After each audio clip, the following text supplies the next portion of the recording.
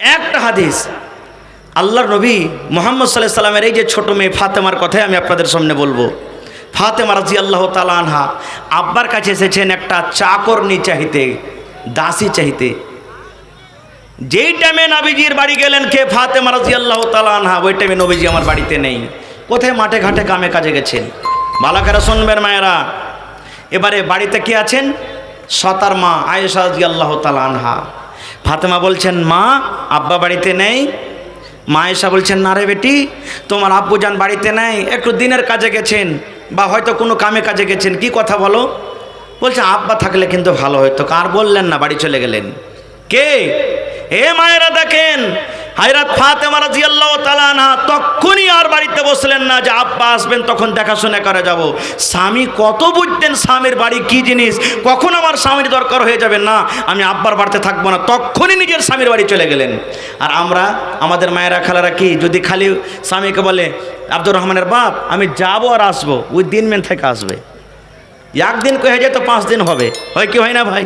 কিন্তু ফাতেমা নবীর বেটি দেখেন তখনই চলে গেলেন। আহা, এবার যখন বাড়িতে এলেন নবীজি সন্ধ্যাবেলাতে, মা আয়েশা বলছেন, জানেন আপনার কলিজার টুকরা ফাতেমা এসেছিল আপনার সাথে দেখা করার জন্য। নবীজি বললেন, কি কারণে এসেছিল? বলছে আমাকে বলেনি। ওরে সুবহানাল্লাহ, নবীজি দেখেন যেমনই শুনলেন আমার কলেজার টুকরা ফাতেমা আমার সাথে দেখা করার জন্য এসেছিল, নবীজি আমার তখনই চলে গেলেন। এবার দরজাতে বলছেন, মা তুমি কি ঘুমিয়ে গেছো, তোমরা কি শুয়ে গেছো নাকি? ফাতেমা বলছেন, না আব্বুজান আমরা শুয়েছি কিন্তু ঘুমাইনি। বলছে জামাই বাবু আলী কই? বলছে আলীও কিন্তু বিছানাতে আছে। নবীজি বললেন, বেটেরা আমি তোমাদের কাছে আসছি রে মা, তোমাদের ঘরে আসছি। নবীজি বিছানায় বসে গেলেন। শর্টে বলছে, রে বন্ধু এবার বিছানায় যেমন বসে যাওয়া, এবারে দয়ার নবী বলছেন, ফাতেমা কি কারণে তুমি আমার সাথে দেখা করার জন্য গিয়েছিলে আম্মা? কি জন্য তুমি আমার কাছে গিয়েছিলে, তুমি কি বলবে? এই আমার ভাইয়েরা মায়েরা খালারা বোনেরা শুনেন। এইবারে ফাতেমা রাদিয়াল্লাহু তাআলা আনহা নিজের হাতখানাকে এরকম ভাবে আব্বাজানকে দেখালেন, নবীকে দেখালেন, এরকম ভাবে নিজের হাতখানা দেখালেন। নবীজি যেমনই হাত দেখলেন, আহারে ফাতেমার হাতে কিন্তু ফোঁসা পড়ে গেছে, ফাতেমার হাতে সাদা সাদা ফোঁসা পড়ে গেছে, কত ফোঁসা কিন্তু গলে গেছে, হাতটা কিন্তু হয়তো রক্তমাখা হয়ে আছে। এবার নবী বললেন, ও বেটি ফাতেমা, ও বেটি ফাতেমা রে, তোমার হাতে কেন ফোঁসা রে মা? কেন তোমার হাতে সাদা সাদা ফোঁসা পড়ে আছে? মা রে তুমি কি কাজ কাম করেছিলে? এবারে ফাতেমা বললেন, আব্বা গো আপনার জামাইয়ের বাড়িতে যাতা পিছে পিছে গো আব্বা যান, পানি তুলে তুলে আমার হাতে সাদা সাদা ফোঁসা পড়ে গেছে। আব্বা যান এই দেখেন আমার যাতা পিছে পিছে বা পানি তুলে তুলে দেখেন আমার হাতে কিন্তু ফোঁসা পড়ে গেছে। এবার রাসূল বলছেন, বেটি তাহলে কি করতে হবে? বলছে আপনার কাছে গেছিলাম, যদি একটা দাসী গালে দিতে পারতেন আমার হারাম হইতো। নবী তখন বলছেন, বেটি তোমাকে একটা গোলাম দিব, দাসী দিব, তুমি আমার কাছে চাইতে গেছিলে, ওই দাসীর থেকে এর থেকে ভালো জিনিস তোমাকে দিই, তো তুমি কোনটা নিবে? গোলামটা নিবে না তুমি ভালো জিনিসটা নিবে? আপনি বলেন তো, আপনার বাড়িতে যদি আপনার বেটি বলে আব্বা একটা ছাগল দাও, আর আপনি যদি বলেন যে না বেটি ছাগল তো 2-4 হাজার টাকার হলো, তোকে আমি 30,000 টাকা দামের একটা গাই কিনে দেবো, তো আপনার বেটি কোনটা নেবে? জোরে বলেন কোনটা নেবে? জি গাই নেবে। তো নবীজি বলছেন, গোলাম থেকে তোমাকে একটা ভালো জিনিস দিই, তো কোনটা নেবে তুমি? বলছে আব্বা ভালোটা নিব। এবার ভালোটা কি আমি পরে বলছি, এটা কথাটাকে রেখে দিলাম। এবার ফাতেমাটা নবীর বেটি, কে ফাতেমাটা একটু জানার দরকার। আল্লাহুস সামাদ, ফাতেমাটাকে জানতে হবে ইমামুল আম্বিয়া। দুনিয়াতে যত নবী আল্লাহ রাব্বুল আলামিন দিয়েছেন সমস্ত নবীদের হলেন ইমাম। কে? ইমামুল আম্বিয়া নবী মুহাম্মদ সাল্লাল্লাহু আলাইহি সাল্লামের মেয়ে কলেজার টুকরা ফাতেমা। আল্লাহ নবী বলেছেন, শেষ নবী আমি দুনিয়াতে এসেছি রে, কিন্তু আল্লাহ রাব্বুল আলামিন সর্বপ্রথম আল্লাহ আমাকে জান্নাতের ভিতরে আগে দাখিল করবেন, জান্নাতের গেট আমি প্রথমে খুলবো।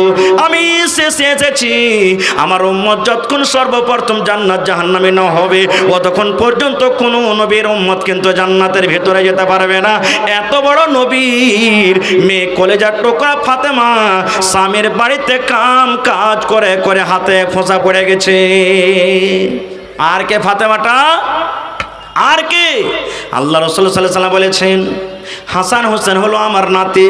নবী বলেছেন, উম্মত রে যে আমার নাতি হাসান হোসেনকে কষ্ট দেবে সেই যেন আমাকে কষ্ট দিল, যে আমার নাতিকে ভালোবাসে মোহাব্বত করে সেই যেন নবী আমার সাথে মোহাব্বত করলো, ভালোবাসা করলো। নবী আমার বলেছেন আমার নাতি হাসান হোসেন জান্নাতে যাবে রে, জান্নাতে যাবে।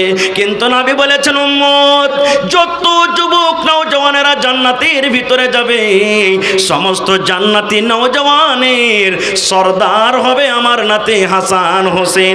এরকম জান্নাতি শুধু জান্নাতে যাবে না, জান্নাতে যত যুবক নওজওয়ান যাবে সমস্ত নওজওয়ানের সরদার হবেন কে? হাসান এবং হোসেন। এরকম হাসান হোসেনের মা হলেন হযরত ফাতেমা।